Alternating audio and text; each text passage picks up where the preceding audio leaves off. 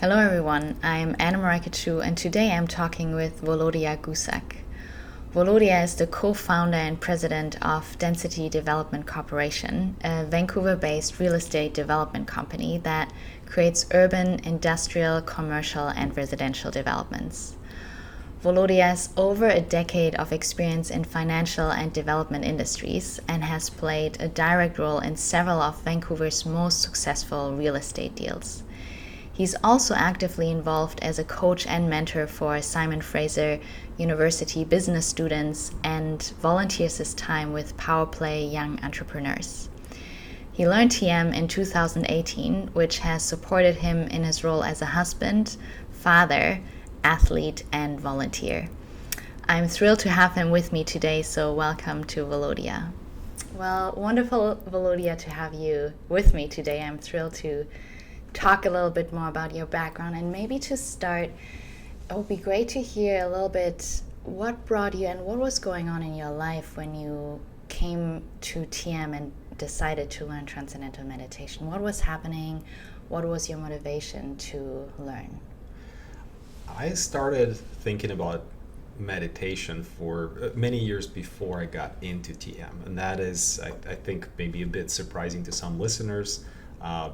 It feels like when you discover something great, you should just jump into it. And while I encourage others to do that, that was not my path.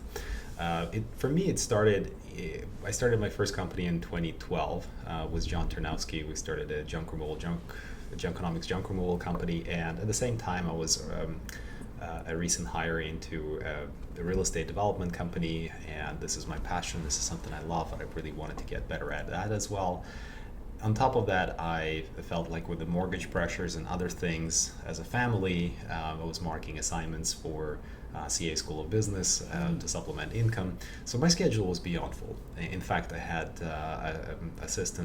virtual assistants at that time to try to help with the business. There were simply not enough hours in the day to do the things that I had wanted to do. And so the stress was climbing. It got to a point where I felt like I needed something. Definitely needed to do something. At that time, meditation was not even on the radar for me. So the first step was to uncover something that could be helpful to me. And it was mostly with self-help books, audio recordings, things that I could listen to on my commute to work, finding spots in your schedule where it's occupied by some other activity. So I'm not sacrificing anything, and yet I'm filling it with something else that's more useful. Instead of listening to music on the radio, I would be listening to audiobooks, and in that time frame, within I would say maybe a little over a year, I've done the math of I've listened to over 300 hours worth of different books. Wow. On commute, etc. And so you can see from this story as to what kind of person I am. I'm fairly driven, very ambitious, very pragmatic in life, and so throughout all of that journey, there is over and over again, I keep discovering meditation should be a part of it. Meditation should be a part of it. So I went into that, and it started with things like your typical search. You begin with, do you know anybody? Is anybody in that space? And the people that I was finding that were into meditation were not.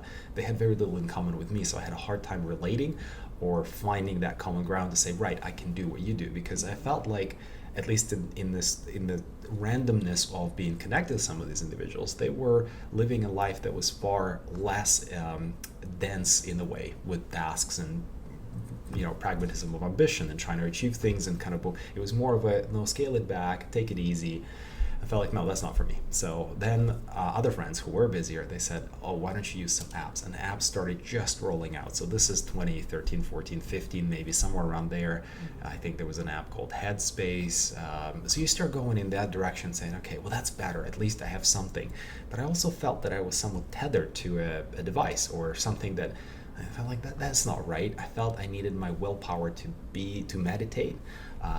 It was definitely not structured. I didn't feel like I had the tools to really follow through with it. And I always felt like there was a bit of an effort required on my part. And so it wasn't perfect for me. And it was only after imagine this many years, I think I came here in 2018. You would have the record. 2017, 2018, somewhere there. And I remember talking to a friend, Roger Bing-Wu, who had a very good life, but also he was a very successful person. both from a family, business, athletics, and so we brainstormed different ideas on all kinds of things. And I just, out of the blue, I asked him, it's like, Roger, what's your take on meditation? I said, well, I've been meditating for many years. I said, really? Well, what's your method? I said, well, I practice this thing called TM. Okay, tell me more about it. And it was as it felt almost as random as that, except for one minor detail. Books that I was reading, and I never stopped. To this day, I still read quite a bit. I'm a voracious reader. So the number of times that TM popped up as the method just kept increasing as the years went by. It just kept coming up, and it's like that constant reminder, hey, by the way. And I felt like the whole world was conspiring to tell me, you should do this. So Roger was that final, a little check mark to say, right. And so he introduced me to this office right here, which hasn't changed much. and I started. That was my journey. It's quite amazing. It's actually the journey of, I feel, a lot of people that hear about it, and they hear about it a number of times, and like, oh, it sounds great, but somehow, life is busy or other things are going on, and may not feel like the first priority until something happens in our life, or there's a trusted friend or colleague that we're like, we value their opinion, and there's something sometimes that we see in them that we can't even pinpoint, and we're like, I want that, like, what's that about? So when you finally learned and came to it yourself, what was your experience like when you started and when you took the course? Do you remember? How did it feel? Like, what stood out for you? I actually remember vividly. I think, I'm not sure if everybody shares the same, but for me, when I was here, and I still remember the room, and I remember going through the first round, and I just felt a sense of happiness, and so I broke out in a smile, and I found it so odd. It was so perplexing at that moment in time, because you're not really aware that this is normal. You're not even sure, so you're just going through the mechanics of it, and yet you had this feeling. And so I thought, well, you know what? If that's it, if there is no other benefit, that's good enough. So it was. I was, as a proverbial, I was sold on it right there in that moment. Yeah, it's often those first few experiences. That's why, we have the course too, so that based on these first few experiences, you get the understanding of how the technique works, and then you become more and more self-sufficient with it over time. So like you just go off, and become super successful in what you love doing. And yeah, do you want to share a little bit how over time you felt other benefits started showing up? Right. I think that for me as well, everything is a bit more slow motion in a way. So it's not something like a light switch where you turn on and boom, the lights, you're now enlightened individual. No, not even close. To me, I had that experience, and then I had a hard time replicating that. So for me, I would even say, so I'm really glad that we had check-ins. I'm really glad that we had to go through the stages that we had to through training, because I needed them. I knew that much. I had way too many questions after, am I doing this right? Am I doing that right? All of this stuff, because my brain was just circulating so many thoughts while I was trying to meditate that I wasn't even sure if I was even meditating at that stage. So that was the first tranche of that. Then afterwards, when I was fairly independent and I was going through it, I'm not sure if I used quite the depth of it the right way or not, but I didn't really care either, in the sense that the benefits that I felt were sufficient for me not to worry about, is there an additional something? Did I want to push the boundaries of something? That was the whole point, is that I felt like this is finally a method where I'm not attached to some race towards outcome. It's not I'm not attached to trying to outcompete myself. Oh, I meditated better. There was no such concept. In fact, a lot of the concepts started disappearing from me, and I felt like my mind was just getting clearer. And I find that difficult to articulate to anybody who does not go through that experience, because what does it mean to have a clearer mind? It's having maybe some of the attachments that aren't as healthy to you just fall off without any effort whatsoever. That is a clarity of mind, because once you recognize something as being potentially either unhealthy for you, it could be from eating, exercising, whatever that is, that attachment's like, but I must have it, or binge watching Netflix or something like that. But I'm so tired, I really should be just relaxing on the couch and maybe watching a little bit more. if you meditate, I found that a lot of these desires, they're really not there. So it's not an effort. There is no effort, actually. In fact, it becomes somewhat effortless in that space. It's like your mind is helping you settle down, and you start making better decisions. Now, why is that important for me? Is because I always felt like the life is not that complicated. Now, it can be very difficult, but I don't think it's all that complicated. I think we unnecessarily make it more complicated than it should be. Part of it is, in our minds, we have this other voice that keeps talking to us. And it can be good or bad, but fundamentally, it's usually a disruptor. It's typically not that great, Yeah. So when you go through traffic and somebody cuts you off, that voice is going to tell you a lot of things very quickly, right? So I found that meditation has settled me down where that voice, at least when I meditate, there's no voice, so that's the beauty of it. So that part alone is also a significant pragmatic benefit to somebody like myself, right? And I can take it from there and leverage that to make better decisions in business, make better decisions for family, even athletics, everything. It's not that you want less, because I am a very ambitious person. Anybody who knows me knows that part about me. So it's not that I ever want less. I guess through meditation, I'm just less attached to the outcome. So it's a much healthier relationship with pursuing your dreams. You bring up so valuable points regarding that, focus and clarity and feeling that we access the first point you brought up, more of that full potential, but it's effortless. And it's like, people talk about being in the zone or a state of flow.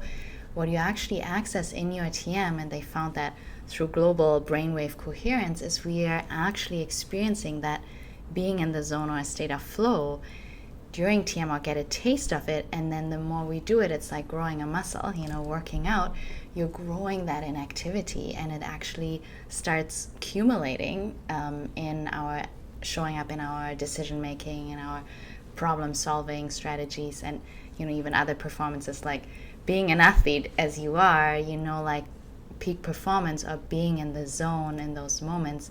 That's what you don't only want when you're out, doing sports, but also in a business meeting, and also having that access and feeling that not being overtaken by the outcome.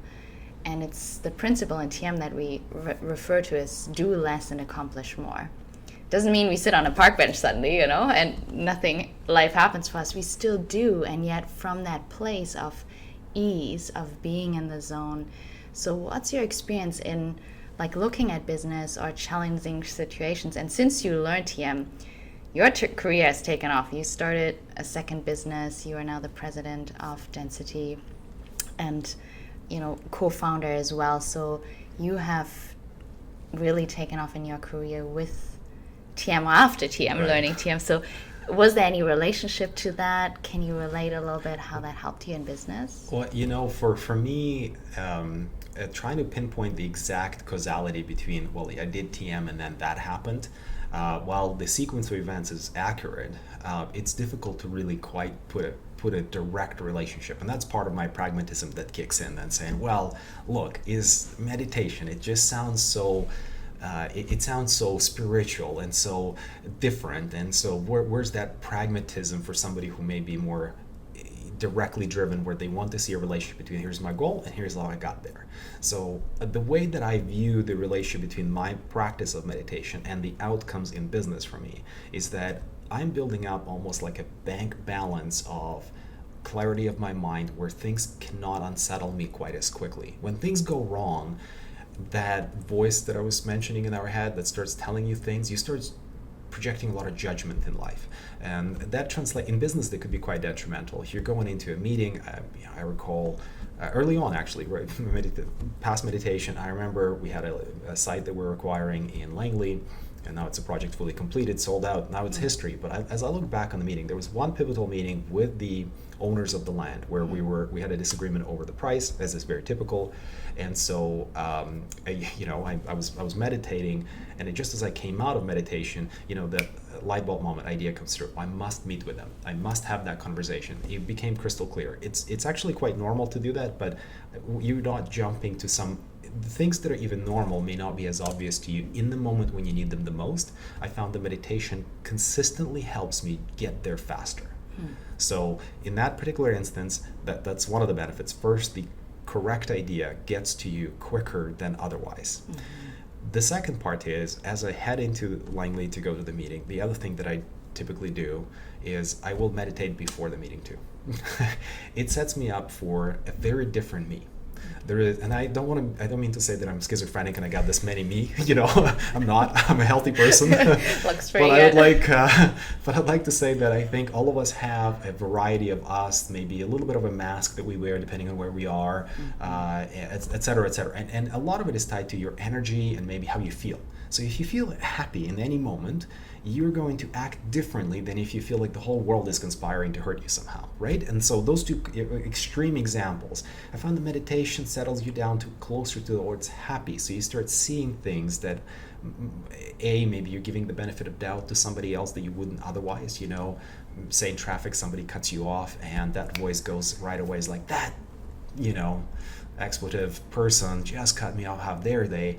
And then maybe if you're settled, you might realize, well, I don't know what their situation is. Maybe truly they are a jerk who likes to cut off people, or maybe they're rushing to a hospital or some other reason. And the minute you start thinking, oh my God, they may have a dying relative in the hospital, your mindset goes totally different. You've changed your entire perspective of what just happened instantly, right?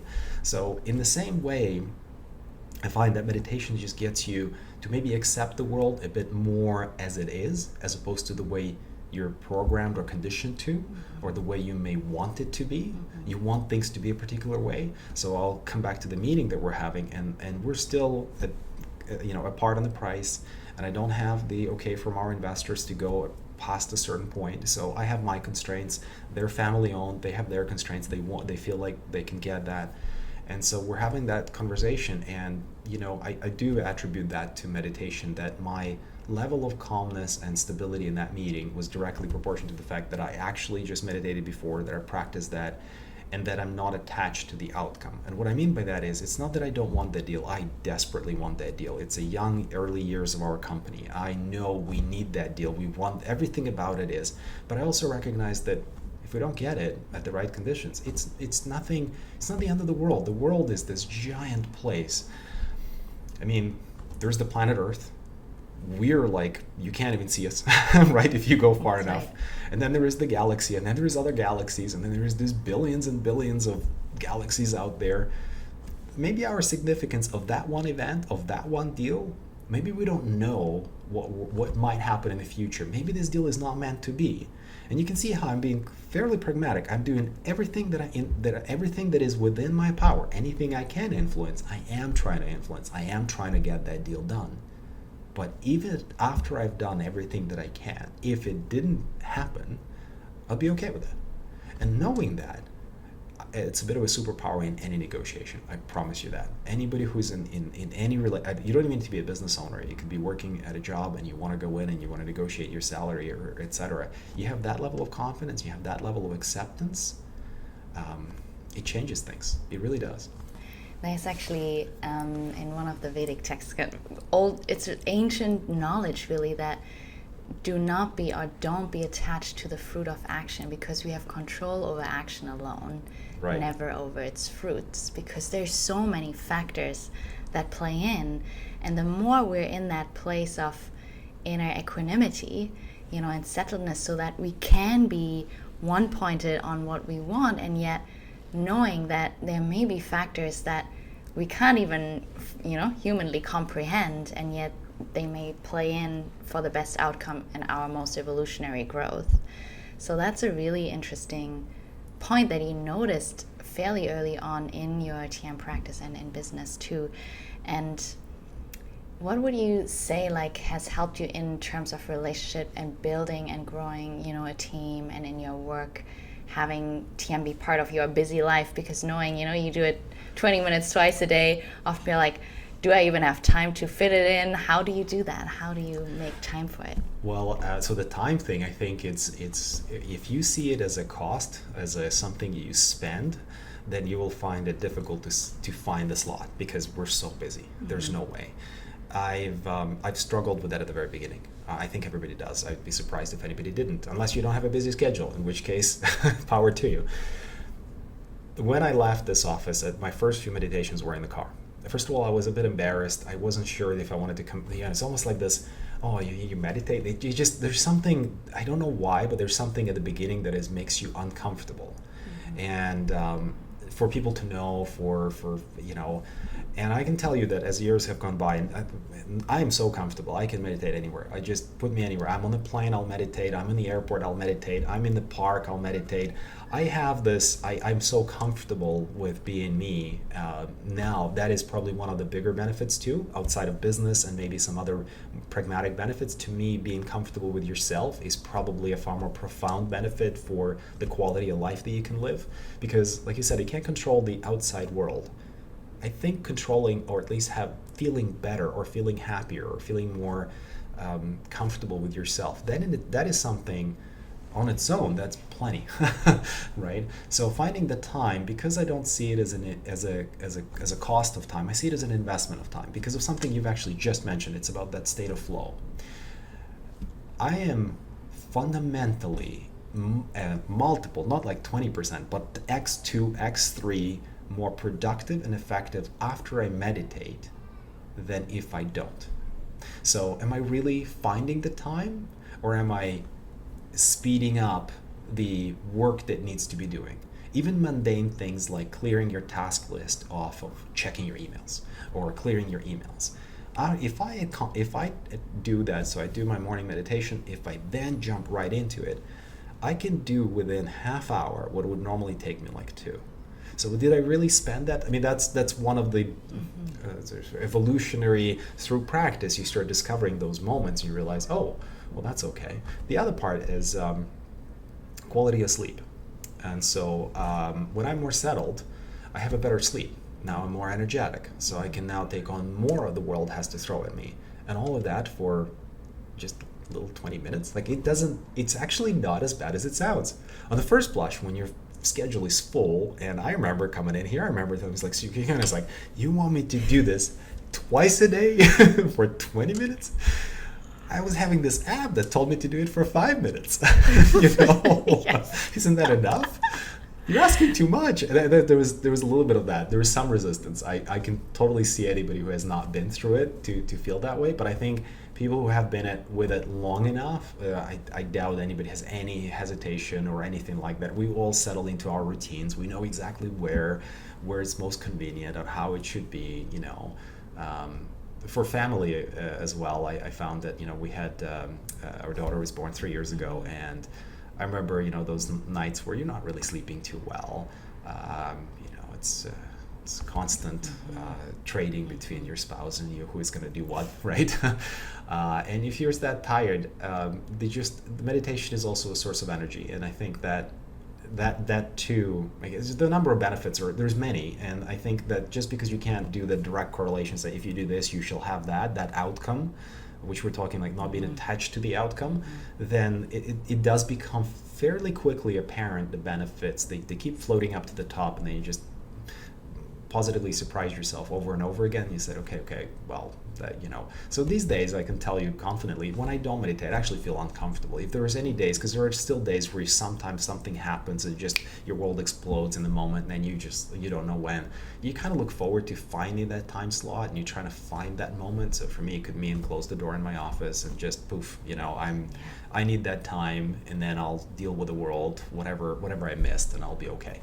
Wow. That's impressive, and kudos to you to come into that realization too. And I think you brought up a really valuable point for probably a lot of our listeners, knowing that sleep is such as we know it's money in the bank. If totally. We sleep it's well, your energy. Everything is so much better. It's like having the right glasses on, and the right coloring.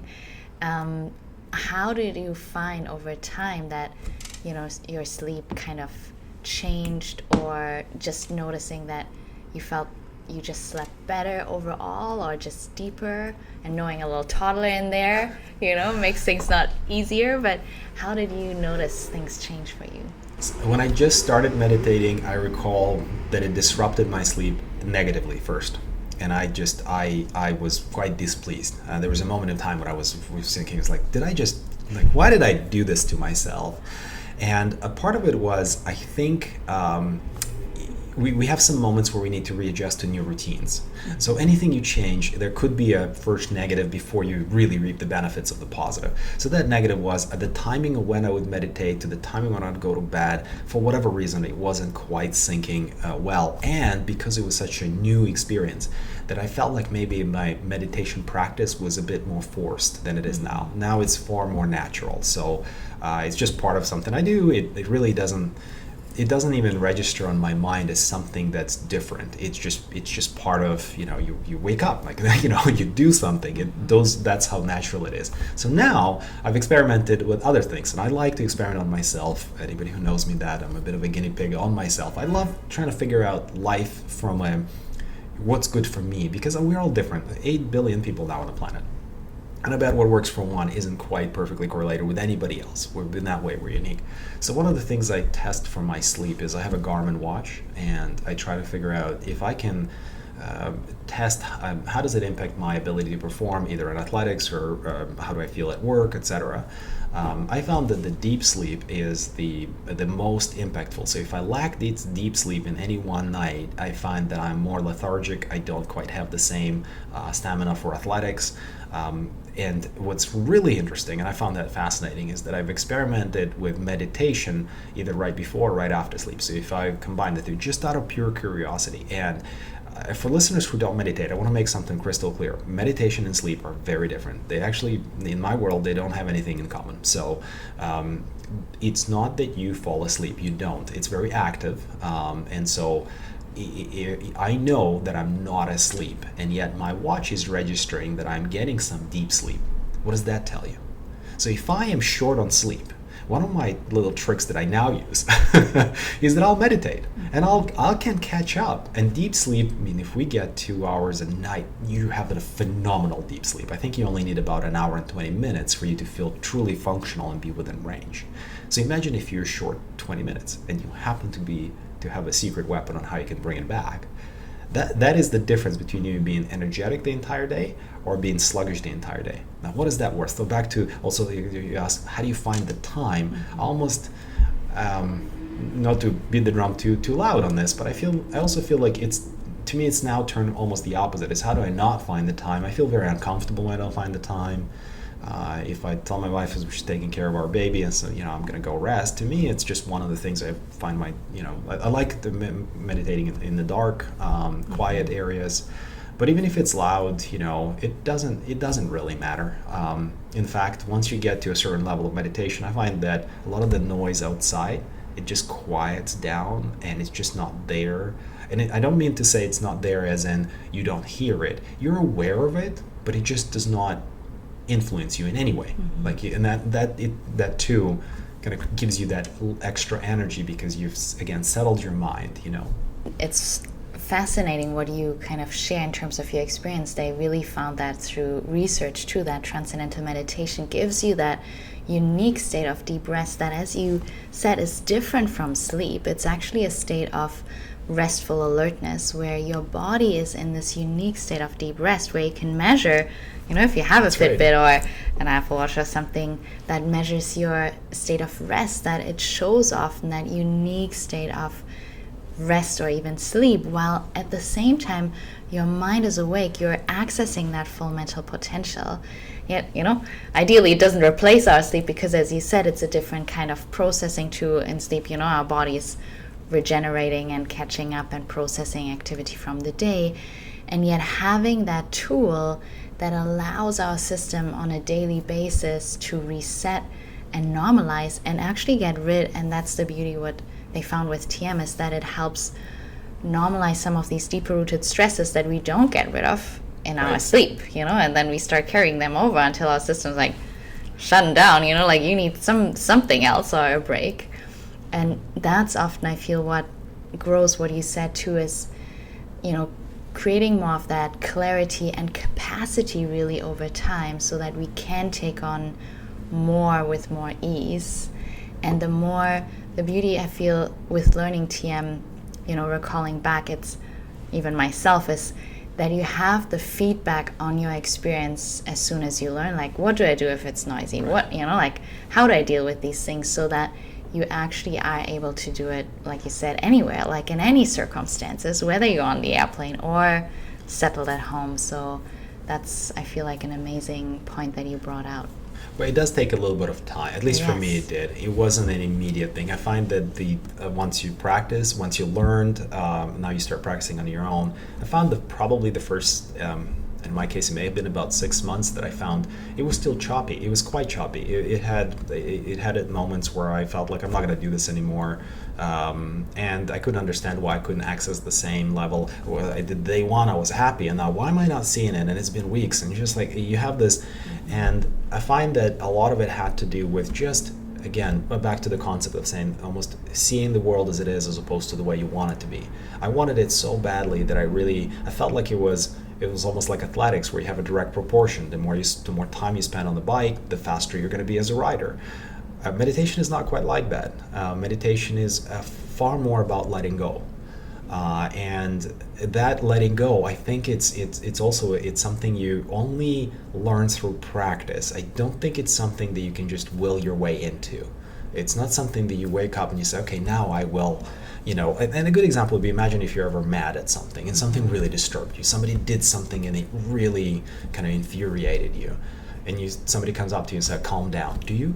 You don't, right? That's right. But I can guarantee you that if I am in that moment and then I meditate the same day, I feel like a lot of these things are going to fall away. And that is that, again, the attachment to those things will just, and I find that it's useful in your family life, it's useful in your friendships, it's useful in your business for anybody who really wants the pragmatic benefits. Like, I was going into it for the pragmatic, real results. I wasn't interested in anything fluffy, right? And so, and there is certain irony that where I am today, I attribute far more benefits to things that I have a harder time articulating, but I can easily articulate the pragmatic benefits that have been there for me. And the huge part of it is that ability to just, you go into a meeting and you need something, but not being attached to the outcome as a tool. When people say, well, don't feel the emotion, you can't turn your mind not to feel something. It doesn't work like that. To me, meditation is a tool that dims the light on the importance of things that are actually not important. Because it shines the light on the rest of life in a different way, and you kind of get that your mind starts seeing things literally, like I keep repeating that, it's like the way that things are as opposed to the way you want them to be. So just because you want something doesn't mean you're going to get it. But the world can be far more beautiful and far more actually good to you than you may give it credit. And it's only through settling your mind that you might recognize, well, hang on a minute, I look back in my history, and I was born and raised in Ukraine, and one of the early decisions that I made was I really wanted to leave the country because collapse of the Soviet Union, dating myself here now, but living through that as a kid and kind of seeing how the economy is shattered, I just thought, well, what I really want is I want to be in a place where things are better, right? And I recall I had this small surgery, and the surgeon there and I were having a conversation, and he made a comparison. He said, well, why would you want to leave the country, or would you want to go somewhere else? Here you have a good family support, you could be very successful here. If you go somewhere else, he said, you would be a pawn among kings. If you stay here, you could be a king among pawns, like from a financial perspective, right? And I just thought to myself, like, that's probably the difference between our, thinking at that time. My ambition just said, well, that's fine. You start as a pawn, you work your way up. It's fine, right? And so I was very set on leaving. Now, as I reflect back today and everything that's going on in with the war, Russia invasion, I was thinking, oh my God, you hit me. Based on my age and everything else, and no matter how successful I would have been there, either I illegally have to smuggle myself out of there with my family or whatever that situation may be at that time, or I'm in the war. I mean, so when I think about that and I cross-compare it to some trouble with something that happens in either the business or something else, you start thinking, well, hang on a minute, no, the world has actually been very kind to me because I'm here and I live a very good life. My life is actually quite beautiful. That's not to say I have no problems. In fact, I feel like I have a lot, right?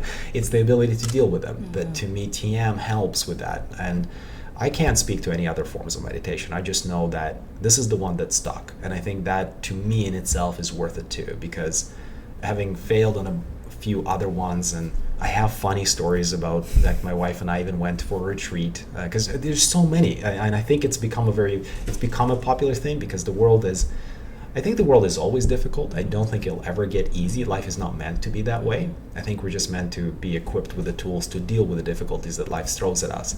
So meditation as a whole, I think, will continue thriving in that world, but not all meditation is as effortless or as easy, or requires you to be, for people like pragmatics like myself.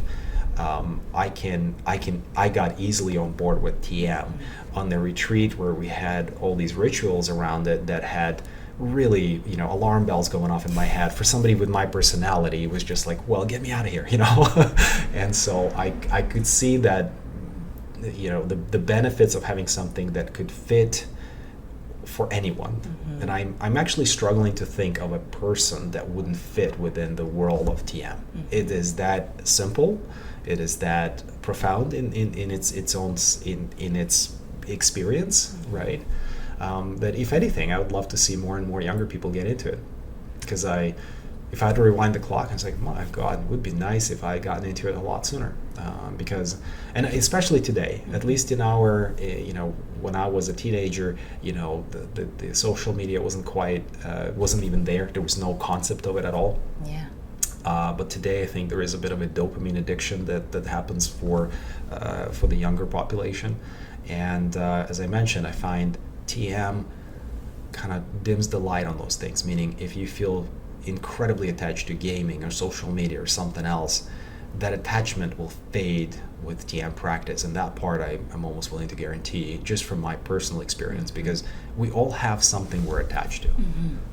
And it's actually great that you bring up, the next generation, because often they're looking so much for a quick fix, and knowing, it's somehow understandable not what social media and everything is throwing at all of us, Right. and grabbing our attention every 2 seconds or 3 seconds interval. So how, and you are mentoring, young professionals, university students. For those who are listening and who think like, oh, this is something I would want to do, but, it feels like an investment and time commitment. What could you see for those, or what would you say to someone that you're mentoring or, helping in their career and develop their career to take this on or consider it for their future, like a long-term life investment? Any tips? Well, I think that each individual will have their own path towards whatever happens in their future. And one of the ways to decide whether this is something that's worthy of pursuit or not is to think about what it is that you want from life. And while we have 8 billion people on the planet, I would venture my own little speculation and a guess that all of us have one thing in common. We all want to be happy. Outside of that, I can't predict what you want. So maybe one young person will want a fancy BMW or something like that. Another person will want nothing to do with it, and may want to have, I don't know, travel or something, whatever the dreams may be, or a particular job or something else. There are a lot of things will differ, but one common thread to me is that level of happiness. Now, how do we become happy, or what is it about us that makes us happy or unhappy? Again, speaking purely from personal experience, I'm happiest when I'm actually content with, and when I am accepting myself, accept my life a particular way, and when I'm settled. And so TM does that for me. It actually is a source of happiness in that regard, because it allows me to work with the circumstances I'm in a beautiful way. And so whether it be in one of my family, I'll give you an example. I am one of those dads who is actually quite involved with my child, meaning I do drop-offs at daycare, very frequently pickups if I can. It's not about just disappearing out of a child's life. It's more, I actually look forward to getting more and more involved. Part of it is through just realization, or having the clarity of mind, saying, if I were, and this is going to sound a little bit morbid, but hopefully listeners will accept it, that it's actually not. So trust me on this. It's not morbid. It just may sound like that at the beginning. Is that when you fast forward your life to the end and you're on your deathbed, what are the things you're going to regret? That's one of the ways to look at it. And I know for a young person to think that far into the future, it sounds so difficult and almost unreachable. But the reality is none of us know exactly how we're going to live or how long. You know, in our business, unfortunately, I have to share, but we founded Density, and I had a business partner, Robert Spencer, who was diagnosed with a tumor, and he passed away within 4 months. He was in his 30s. So bad things happen, right? And it was a very sad moment for all of us, especially for his family. It's unimaginable pain. But the reason why I bring it up is we don't know. That's what we're trying to say. We just don't know. So I don't think anybody, no matter what your age is, don't wait to be happy. Because if you do, can you imagine you lived long, fine, everything went exactly as you planned, you worked really hard, you hit your 65 or whatever the retirement number that you've picked, you've hit your millions and whatever the number that you've decided to hit there. And at that time, that's when you hope that you get there and you start living a life. Okay, I got some really bad news. What if it's not what it's all cracked out to be? Then what? Wouldn't you want to have it maybe sooner? Right. Then maybe I buy a lottery, I win it, and I'm going to be happy. Again, plenty of people won a lottery and they weren't happy after. My point being is that this is a very personal experience. To be happy is something that we decide, and we are the only ones. It's all in our heads, it's all in our hearts. That's where it begins, that's where it ends. There is nothing else. It's not necessarily the external environment. Viktor Frankl was a prisoner of war. He was he wrote Man's Search for Meaning. I highly recommend the book for anybody who wants to get a little bit deeper into those type of thoughts and trying to clarify their own priorities in life, right? He was in a concentration camp at Auschwitz, and not only he survived through a very, I would say, daring ways of trying to escape, and he was successful in that.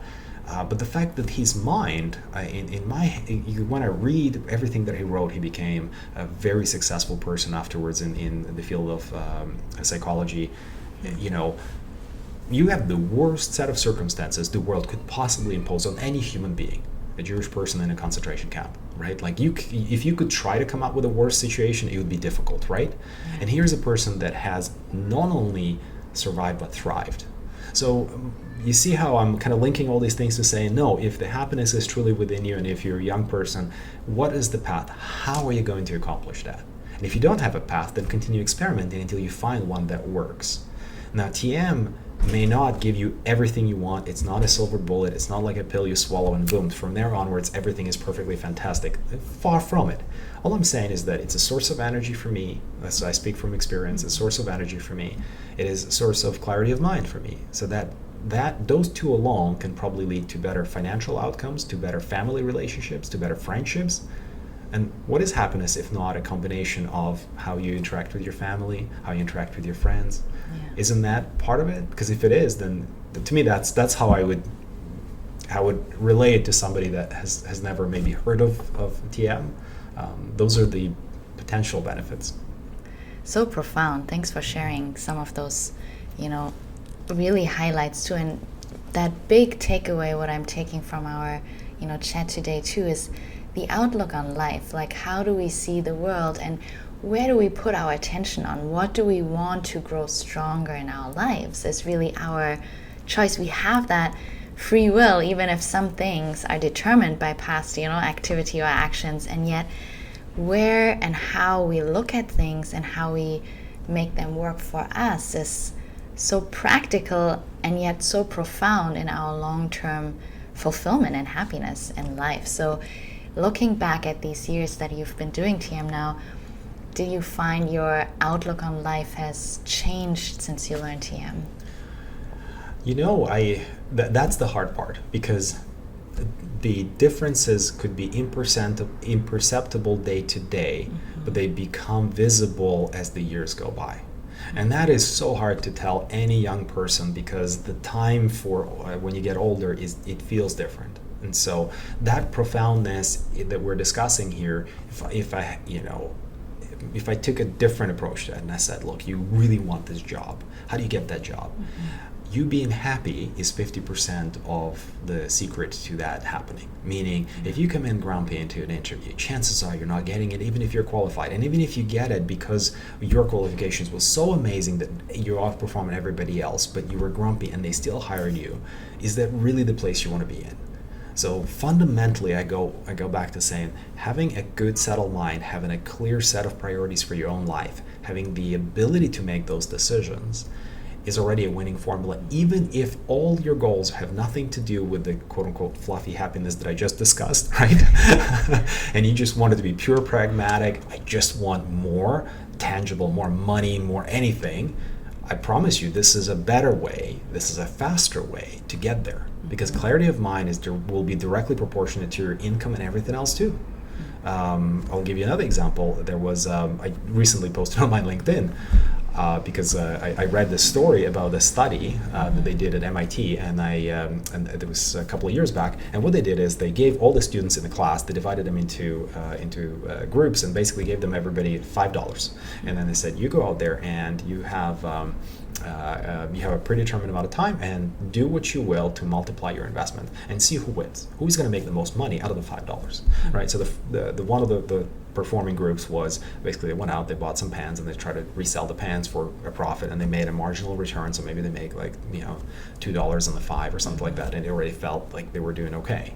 Another group, they felt like they could do maybe better, so they try to figure out yet another method. So one is investments, maybe one is lending money to somebody, etc. It's all fairly linear. And it was a third group that really absolutely hit it out of the park. Now, at the end, the idea behind this setup was that when you're done, these groups will come up and present their findings and what worked, what didn't. And they're going to stand up and speak to the full class and explain what happened. So they have a 20-minute slot to have that conversation. What's interesting about the third group that they came up with an idea, they just thought, well, $5 is just a distraction. It's not enough to make any kind of money. It is not going to help us in any way. So why don't we ignore that? And there's not enough time to make money. We ignore that time too. So what's left? There's only one thing left. It's the presentation in front of the people of MIT. Now, who finds that piece valuable? Recruiters. They all want people, right? So could we sell our time slot to somebody else? And they sold it for like $600. So when you think about, not only they kept the 5, but they also got 600.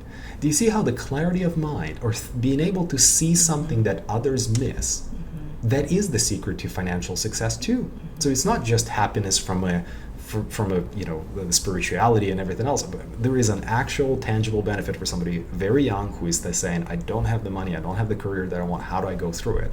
There is a direct link to that. And of course, the whole state of flow, if we read more, Mihaly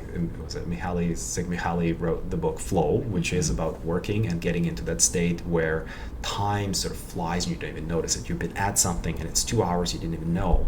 That's that state of flow. That's when we're most productive. And if you're young and you're getting into these states more often, you're going to outperform your competition by a mile. And it's amazing that actually they found in research with TM that with our regular practice, they looked at actually world-class athletes, top-level managers, world-class musicians, and found, that alpha-1 brainwave coherence, that global coherence in them more frequently because they're more in the zone of noise state of flow, as they describe it. And what they found with TM practitioners is they grow even sometimes further coherent states of brain functioning.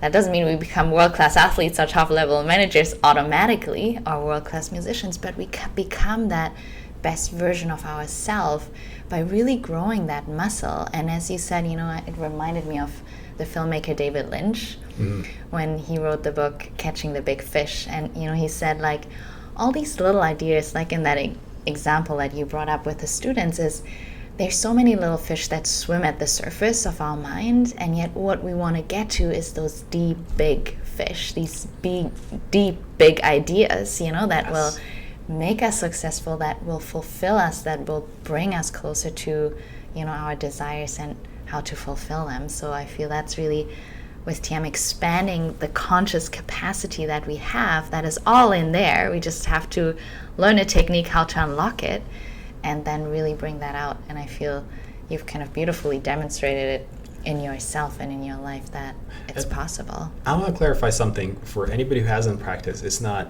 the claim isn't, if you do this, you'll be this happiest person on the planet, or wealthiest person on the planet, or whatever it is, best of the best, right? That's, exactly what I'm not saying. What I am saying is that through practice, I feel happier than I would have been otherwise if I didn't. I feel more financially successful in part because of this practice than I would have been if I didn't do it. That's what I'm saying. So I think the comparison should still stay within you, and that's important because meditation is a lot about you. It is getting more and more comfortable with the you that's you. And if I were, there was this movie, I found it hilarious. I think it was, what's it called?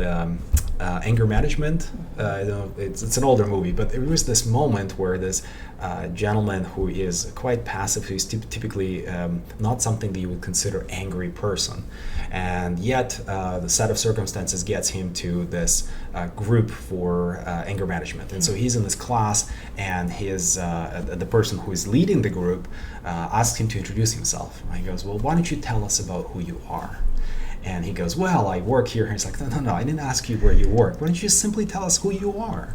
And he goes, "Well, I am," I said, "Well, I am," and then he starts describing some other things. Like, "No, I'm not telling you to describe your life. I have a girlfriend." I said, No, just simply tell me who you are." And he just balls up. He's like, "What do you want me to say?" And he gets all riled up. And this was the moment where I'm saying that the profoundness of the question, who you are, there's comedy in it, because if you keep asking yourself the same question, you may not get the answer. Well, I'll extend to you that it's the only place where I can even let myself ask that question is through meditation. So TM is a mantra-based meditation. So of course we're not asking ourselves questions during the practice, but when the questions pop up into your mind, they always do. This is the level of questions that won't bother you the same way that if you try to sit by yourself and and in fact, you might just start discovering things that you wouldn't otherwise discover. Because again, it's not like there is that, your voice becomes quieter, and then like you said, the water, you described like going deep for the fish, but I also feel like you're going deep into your own consciousness. And when you're deep into your own consciousness, there are things there you don't discover anywhere else. They don't exist anywhere else. They're only there. And I know now I've turned fully into the fluffy meditation part because there's no direct link to anything, but I can tell you that's where there's things that are so unexplainable, but they're truly beneficial to us that I crave getting there. And that's something that's worthy too. So whether you're younger or older, it doesn't really matter. I feel like those are, you can even imagine the power of being able to contemplate existential questions without getting really kind of messed up. That takes comfort with you. You need to be comfortable with yourself. And to me, because if you're asking me what's the biggest benefit of TM, it still hasn't, I still don't attribute like the financial success and family and all those things. I'd like to think that everybody's capable of achieving things with or without meditation. I really hope so. We as a humanity certainly survived long enough to demonstrate that's possible. I'm saying that there is a better way, that's all. That's a wonderful statement, and also I feel that what you brought up, that really knowing who we are and that comfort within ourselves when we fathom the full potential of our mind and being just by direct experience and getting access to that part that we know is kind of, that has that infinite creative potential, is kind of established in being, or that sense of just self. It's somehow a subtle, very quiet experience that we often know when we're in the zone, or we feel we do something we love doing and suddenly we're just in tune with our environment. It's that simple of an experience that we can have, and we can have 24/7, just having that comfort, as if you're like, you have that ease with everything you do, is really that ease in yourself. And I feel that's especially for the next generation who wants to find often that most authentic expression of who we are, like the more really it comes, true change begins within. It's really, how do we get to that? 100%. And that, I know that we human beings always crave change of states, right? We always want to change our state. If we're unhappy, we want to be happy. If something happened to us, how do we typically deal with that? That's another question to ask. And how do the most successful people deal with it? And so you look at it, a lot of people would try to change their state either through trying to ignore it. So that could be mindless sort of binge watching something, or whatever, mindless entertainment or gaming, I'm not even sure. The other way, far worse, is getting into addiction. So it could be alcohol, drugs, something else. That's another way of just changing your state. But almost every human being that I know is chasing something, right? We're all chasing something. What I find truly fascinating is that, to me, meditation is one of those methods that has a zero downside and all the upside. So as far as your investment on your time, it's pretty good. It's hard to beat, right? That's right. I'm not aware of anybody who is somehow through meditation got in any kind of trouble. This is, well, you can see drunk driving is a problem. And have you ever heard of anybody meditating and then, right? You're just fundamentally doing a better thing. So you're improving yourself in that way. Beautiful. Well, thank you so much for this amazing conversation and bringing out so many angles that I feel are so valuable to so many. So it's so exciting, and I hope we have you back again for, maybe a second round, a little bit more on other parts of your life, or even, what you do as an athlete, and, some of the work. I think there's more to unpack, so thank you. That'd be fun. Thank you for having me. Thank you. Great. Wonderful. Thank you for listening, and I hope you enjoyed the chat with Volodya today. If you're interested in learning more about TM, visit our website ca.tm.org and find a TM center near you.